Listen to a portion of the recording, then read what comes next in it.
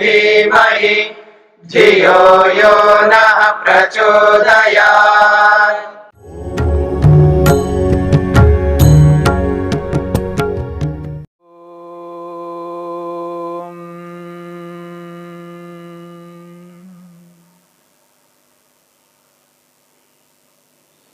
तत्प्रतिषेधार्थम एकतत्व अभ्यासः।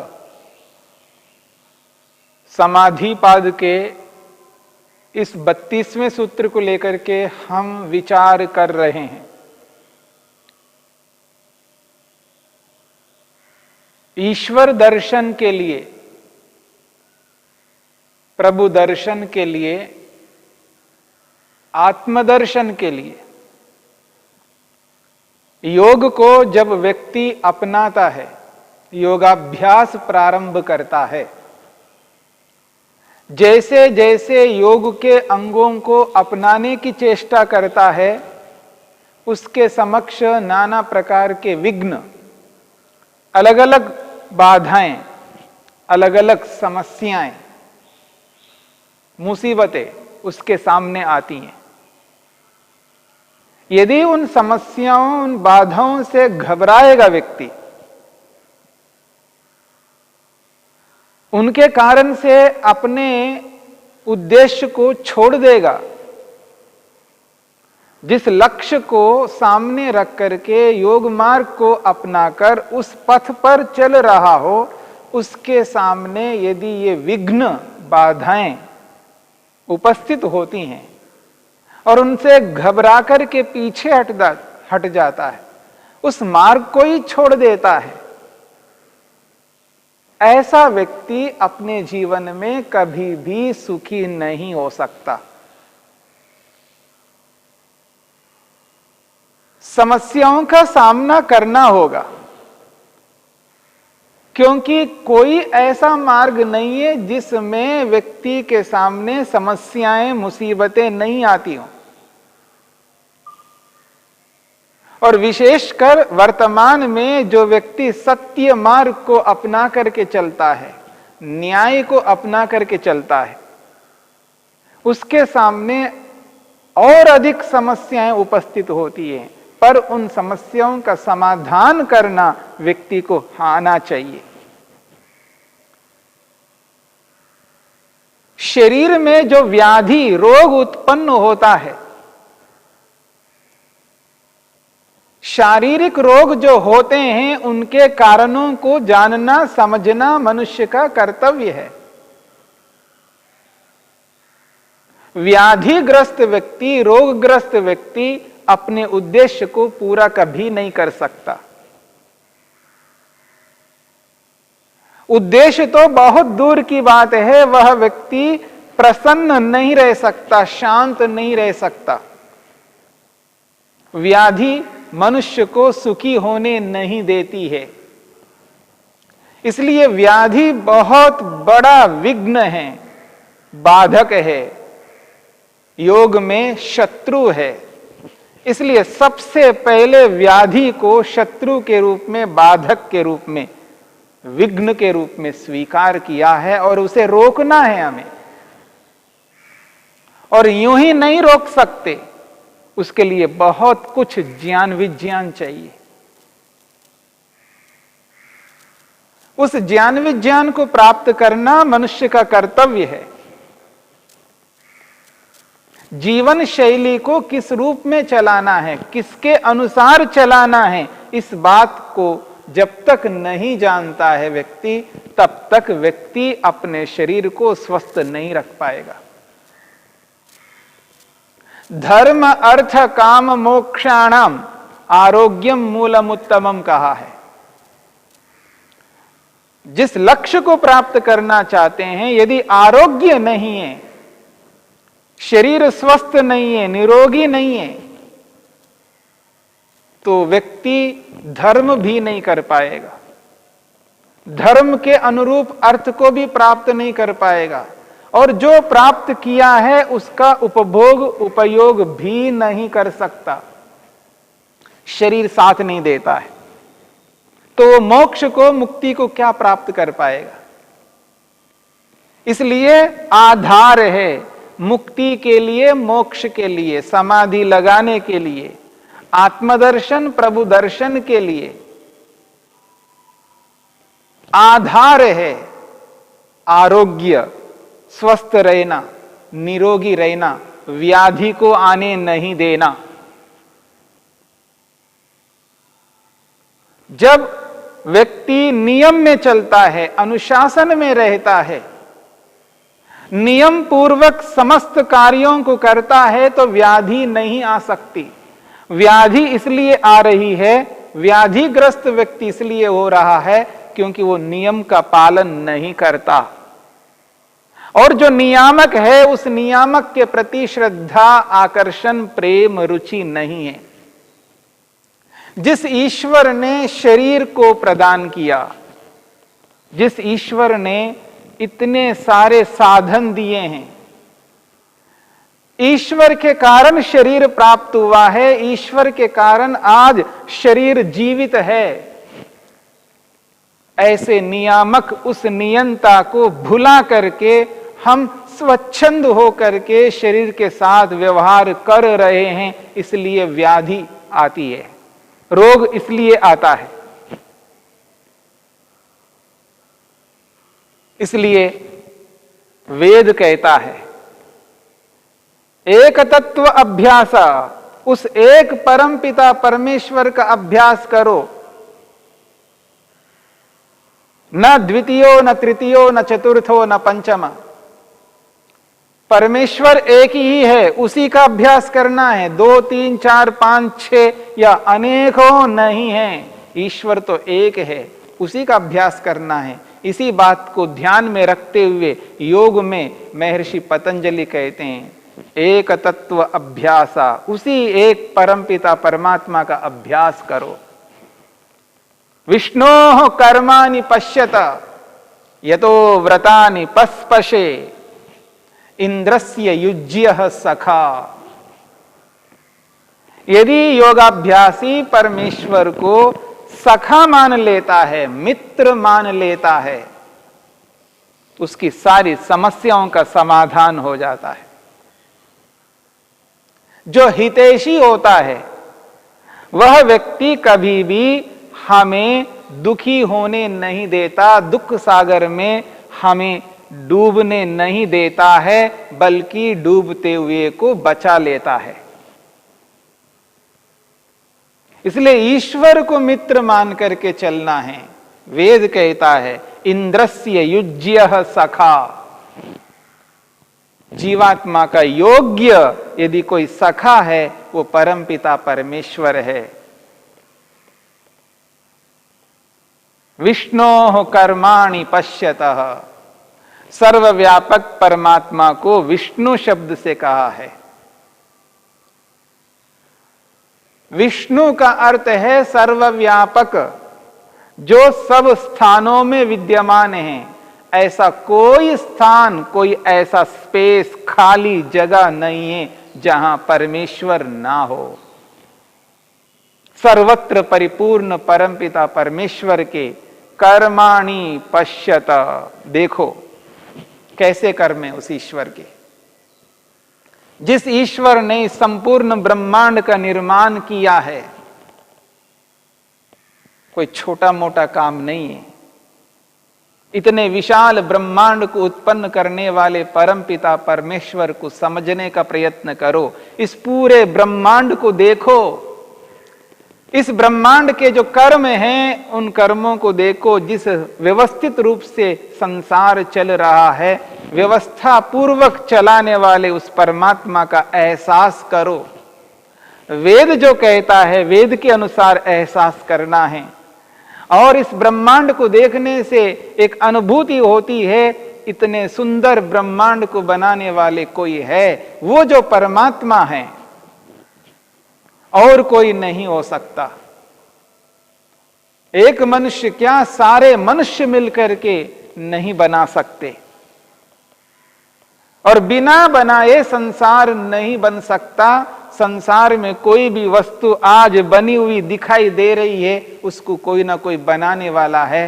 ये संसार बना है तो बनाने वाला भी है, और इसको निरंतर चलाया जा रहा है।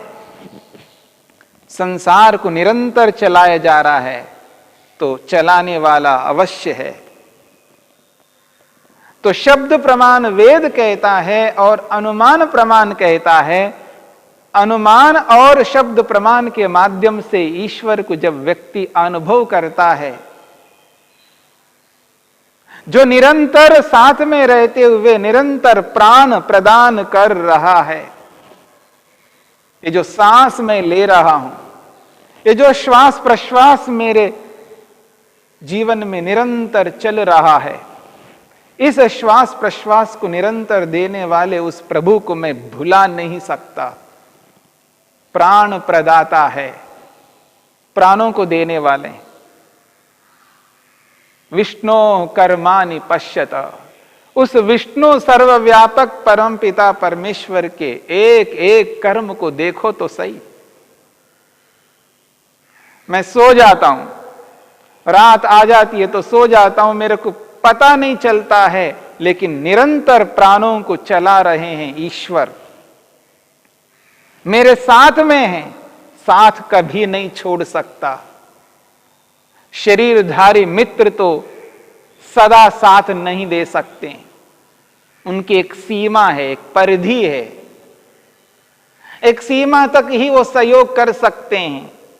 वो बाहर से सहयोग कर सकते, अंदर से सहयोग नहीं कर सकते। परंतु ईश्वर रूपी मित्र सदा साथ रहने वाले हैं, 24 घंटे साथ रहेंगे।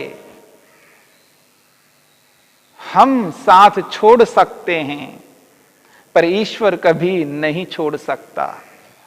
यद्यपि ईश्वर सर्वव्यापक होने के नाते सदा हमारे साथ है, हमारा साथ छोड़ने का मतलब है हम ज्ञान पूर्वक उसको भुला देते हैं। हमारे साथ में रहते हुए भी उस प्रभु को हम एहसास नहीं कर पाते हैं, ज्ञान पूर्वक बुद्धि पूर्वक उसको भुला देते हैं। लेकिन कभी ईश्वर भुला नहीं सकता।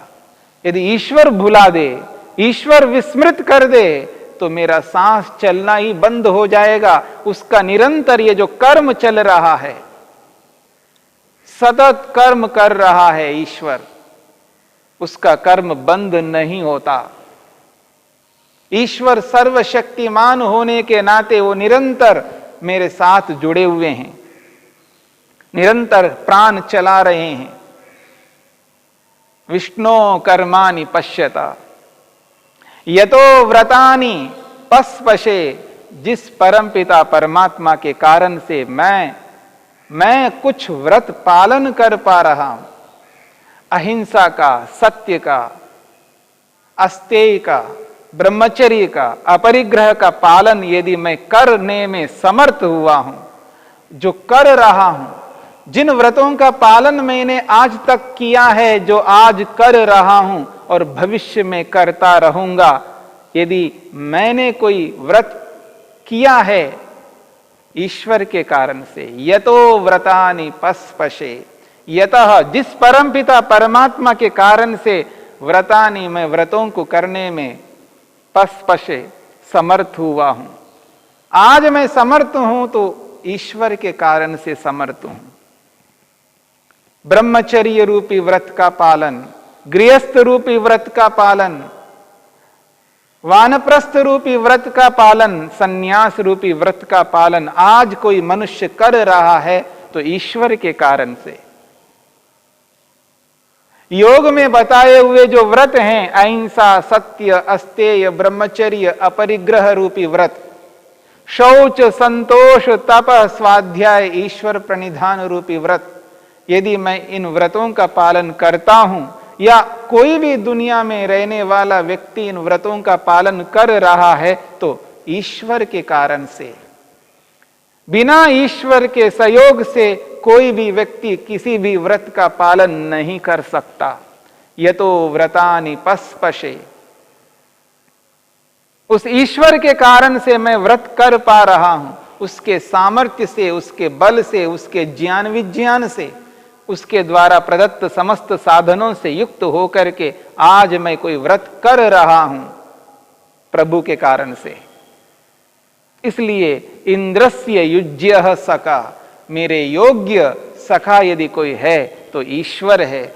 ऐसे योग्य सखा को ध्यान में रखते हुए यदि मैं चलूं, निरंतर उस सुहृद को, उस मित्र को, उस सखा को अपने साथ जोड़ करके चलूं, निरंतर उस सर्वव्यापक परमात्मा को मित्र के रूप में अनुभव करता हुआ चलूं, मित्र के साथ में रहते हुए अनर्थ नहीं कर सकता, क्योंकि मित्र उसे ही कहते हैं जो अनर्थ से बचाता है, जो मेरे से स्नेह करता है, मेरे से प्रेम करता है, मुझ पर दया करता है, करुणा करता है, कृपा करता है। मित्र के साथ रहते हुए मैं अनर्थ कभी नहीं कर सकता। इसलिए मैं पाप कैसे करूं? पापों से बचना है तो मित्र को याद रखना होगा, इस मित्र रूपी परमेश्वर को सतत अनुभव करना होगा, ईश्वर प्रणिधान करना होगा, तभी ये व्याधि नहीं आएगी, तभी ये व्याधि हट जाएगी, दूर हो जाएगी। इस बात को समझने का प्रयत्न करना है। व्याधि से बचना है, रोगों से बचना है तो ईश्वर को मित्र बनाकर सतत उसकी अनुभूति बनाए रखते हुए जो अनिष्ट कार्य है उनको नहीं करेंगे, तभी व्याधि रूपी रोग से बच पाएंगे। जब रोकने वाला साथ में हो तो अनर्थ कोई भी नहीं कर सकता। रोकने वाला साथ में है और जब मेरे को ये पता है मैं जो खा रहा हूं वो उचित नहीं है, तो ईश्वर प्रेरणा देगा, प्रेरित करेगा, संकेत करेगा, नहीं गलत कर रहे हो, उसके संकेत को अनुभव करेंगे, क्योंकि ईश्वर को मित्र बनाया। मेरी बात को समझने का प्रयत्न करना। जब ईश्वर को मित्र बनाया है तो उस मित्र की बात को अनुभव करेंगे, उसकी प्रेरणा को सुनेंगे, समझेंगे, जो अंदर से, मन से प्रेरित करता जा रहा है। निरंतर प्रेरित करने वाले उस प्रभु को अनुभव करते हुए, उस मित्र की बात को स्मरण रखते हुए अनिष्ट कभी नहीं खा सकते, बेसमय नहीं खा सकते, असमय नहीं खा सकते, बिना भूख के नहीं खा सकते, जब चाहे तब नहीं खा सकते, क्योंकि साथ में मित्र है, निरंतर प्रेरित कर रहे हैं। उसकी प्रेरणा को पाकर गलत नहीं कर सकता। ऋतु के अनुरूप खाऊंगा, ऋतु के प्रतिकूल नहीं खाऊंगा। जब व्यक्ति ईश्वर की अनुभूति सतत करता है, उसकी प्रेरणा को पाकर के ही व्यवहार करता है, तो रोगों से बचा रहेगा, व्याधि से दूर रहेगा। इस व्याधि रूपी विघ्न को समाप्त करना है। द्यौः शान्तिरन्तरिक्षं शान्तिः पृथिवी शान्तिरापः शान्तिरोषधयः शान्तिः वनस्पतयः शान्तिर्विश्वे देवाः शान्तिर्ब्रह्म शान्तिः सर्वं शान्तिः शान्तिरेव शान्ति क्षमा शान्तिरेधि। ॐ शान्तिः शान्तिः शान्तिः